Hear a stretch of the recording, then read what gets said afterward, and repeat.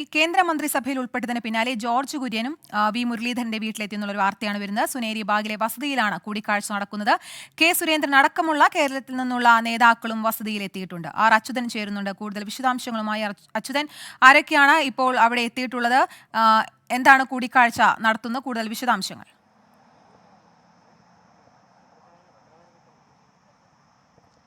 ഞാനിപ്പോൾ ഉള്ളത് ഡൽഹിയിലെ സുനേരി ബാഗ്, അതായത് വി മുരളീധരൻ്റെ വസതിയിലാണ്. ഇവിടെയാണ് ഒരു അല്പം മുൻപേ ജോർജ് കുര്യൻ എത്തിച്ചേർന്നത്. നിലവിൽ ഇവിടെ കെ സുരേന്ദ്രനും ബി ജെ പിയുടെ സംസ്ഥാന അധ്യക്ഷനായിട്ടുള്ള കെ സുരേന്ദ്രനും ഇവിടെ രാവിലെ മുതൽ തന്നെ ഈ വസതിയിലുണ്ട്.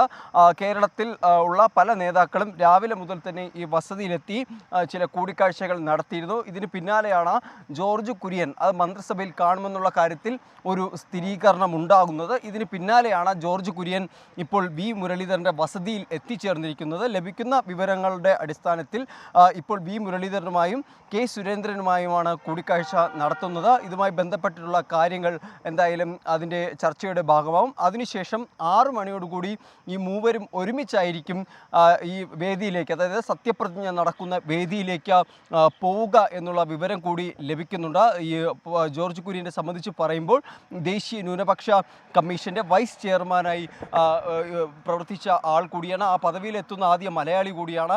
ഒപ്പം തന്നെ ഈ ക്രൈസ്തവ വിഭാഗങ്ങളെ അല്ലെങ്കിൽ അവരെ ഒപ്പം നിർത്താൻ കൂടിയുള്ള ഒരു നീക്കത്തിൻ്റെ ഭാഗമായി കൂടിയാണ് ജോർജ് കുര്യന് മന്ത്രിസ്ഥാനം അടക്കമുള്ള കാര്യങ്ങൾ നൽകിയിരിക്കുന്നത്.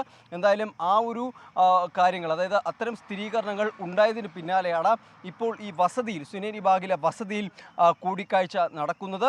6 മണിയോടുകൂടി 3 പേരും, വി മുരളീധരനും കെ സുരേന്ദ്രനും ജോർജ് കുര്യനും ഒരുമിച്ചായിരിക്കും ഇവിടുന്ന് രാഷ്ട്രപതി ഭവനിലേക്ക് പോവുക എന്നുള്ള വിവരമാണ് ഈ നിലവിലെ ലഭിക്കുന്നത്.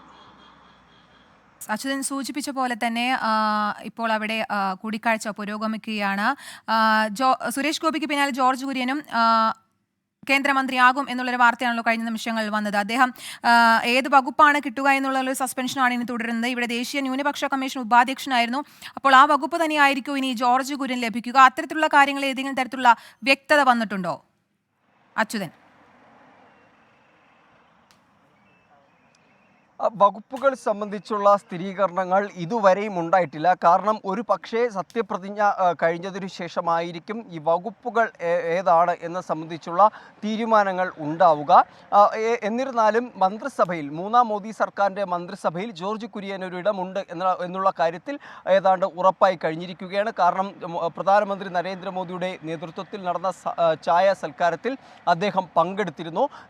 മുൻകാല സാധ്യതകൾ പരിശോധിക്കുമ്പോൾ ആ സൽക്കാരത്തിൽ പങ്കെടുത്തവർ അത് അടുത്ത മന്ത്രിസഭയിലേക്കുള്ള അംഗങ്ങൾ കൂടിയാണ്. അപ്പോൾ ആ ഒരു കാര്യത്തിൽ, അതായത് ജോർജ് കുര്യൻ ആ സൽക്കാരത്തിൽ പങ്കെടുത്തതോടുകൂടി മന്ത്രിസഭയിൽ ഒരംഗമാകും എന്നുള്ള കാര്യത്തിലുള്ള അഭ്യൂഹങ്ങൾ അത് തുടച്ചു മാറ്റുകയാണ്. അദ്ദേഹം കാണുമെന്നുള്ള കാര്യത്തിൽ സ്ഥിരീകരണം ലഭിക്കുകയാണ്. അതിനിടയിലാണ് ഇപ്പോൾ ഒരു കൂടിക്കാഴ്ച ഇവിടെ നടക്കുന്നത്. എന്തായാലും പല നേതാക്കൾ, കേരളത്തിൽ നിന്നുള്ള പല നേതാക്കളും ഇവിടേക്ക് രാവിലെ മുതൽ തന്നെ എത്തിച്ചേർന്നിരുന്നു. ഇതുമായി ബന്ധപ്പെട്ട്, അതായത് ഈ സത്യപ്രതിജ്ഞ ചടങ്ങുമായി ബന്ധപ്പെട്ട എല്ലാ സ്ഥാനാർത്ഥികൾക്കും ക്ഷണമുണ്ടായിരുന്നു. മറ്റ് നേതാക്കൾക്കും ഭാരവാഹികൾക്കും അടക്കമുള്ള ക്ഷണം നൽകിയിരുന്നു. അവരൊക്കെ തന്നെ പലരും ഡൽഹിയിൽ തന്നെ തുടരുന്നുമുണ്ട്. എന്തായാലും രാവിലെ മുതൽ തന്നെ ഈ വസതിയിൽ സുനേരി ബാഗിലെ വി മുരളീധരൻ്റെ വസതിയിൽ കൂടിക്കാഴ്ചകൾ പുരോഗമിക്കുകയാണ്. അതിനുശേഷമാണ് ഈ മന്ത്രി എന്നുള്ള കാര്യത്തിൽ സ്ഥിരീകരണം വന്നതിന് ശേഷം ജോർജ് കുര്യനും ഈ വസതിയിൽ ഇപ്പോൾ എത്തിച്ചേർന്നിരിക്കുന്നത്. അച്യുതൻ തുടരുക. നിതിൻ അംബുജൻ കൂടെ ചേരുന്നുണ്ട് കൂടുതൽ വിശദാംശങ്ങളുമായി. നിതിൻ, അല്പസമയം മുമ്പാണ് സുരേഷ് ഗോപി ഡൽഹി വിമാനത്താവളത്തിലെത്തിയത്. ഇനി സത്യപ്രതിജ്ഞാ ചടങ്ങുകളാണ്. അതിനു മുമ്പ് പ്രധാനമന്ത്രിയുമായി ഒരു കൂടിക്കാഴ്ച ഉണ്ടാവുമോ? എങ്ങനെയായിരുന്നു അദ്ദേഹത്തിന്റെ പ്രതികരണം? കീർത്തന, അല്പസം മുമ്പാണ് സുരേഷ് ഗോപി ഡൽഹി വിമാനത്താവളത്തിൽ നിന്നും ഇപ്പോൾ പുറപ്പെട്ടത്. വകുപ്പുകളെ കുറിച്ച് അറിയില്ല എന്നാണ് സുരേഷ് ഗോപി ഇപ്പോൾ വ്യക്തമാക്കിയിരിക്കുന്നത്. ഉടനെ എത്താൻ പറഞ്ഞു. അതുകൊണ്ട് തന്നെ മറ്റ് കൂടുതൽ പ്രതികരണങ്ങളിലേക്ക് സുരേഷ് ഗോപി തയ്യാറായില്ല. പ്രധാനമന്ത്രിയുമായി സത്യപ്രതിജ്ഞയ്ക്ക് മുൻപൊരു കൂടിക്കാഴ്ച ഉണ്ടാകില്ല എന്നാണ് സുരേഷ് ഗോപി ഇപ്പോൾ വ്യക്തമാക്കിയത്. എന്തായാലും കേന്ദ്രമന്ത്രിയായി സത്യപ്രതിജ്ഞ ചെയ്യാൻ സുരേഷ് ഗോപി ഡൽഹിയിലെത്തിയിട്ടുണ്ട്. ഡൽഹിയിൽ നിന്നിപ്പോൾ അദ്ദേഹം വൈകിട്ട് പ്രധാനമന്ത്രിയുടെ സത്യപ്രതിജ്ഞാ ചടങ്ങിലേക്ക് കേന്ദ്രമന്ത്രിയെ സത്യപ്രതിജ്ഞ ചെയ്യാൻ ഇപ്പോൾ ഡൽഹിയിലെ വിമാനത്താവളത്തിൽ പുറപ്പെട്ടു.